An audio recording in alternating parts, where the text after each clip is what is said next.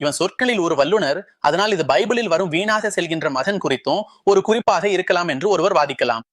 அதனா அவன் தன் சிறை வைத்தவர்களின் மத உணர்வுகளை தூண்டும் வகையில் நான் உங்களிடம் அந்த வழியில் வருகிறேன் என்று சொன்னாரா?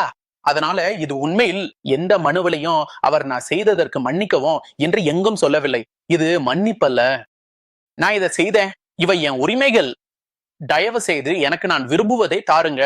அதற்கு பிறகு உடனே உண்மையில் கிராடக் தானே திரும்பும் வழியில் கப்பலில் இருந்தபடியே ஒரு அறிக்கை எழுதுகிறார். அதில் அவர் சாவர்கர் தன் செய்த எந்த செயலுக்கும் மனமாறல் அல்லது வருத்தம் காட்டியதாக சொல்ல முடியாது என்று கூறுகிறார். மேலும் அவர் கூறுகிறார், அவர் மிகவும் முக்கியமான தலைவராக இருப்பதால் இந்திய அரசகர்களின் ஐரோப்பிய பிரிவு அவரை தப்பிக்க திட்டமிடும். அது முன்பே ஏற்பாடு செய்யப்பட்டிருக்கும்.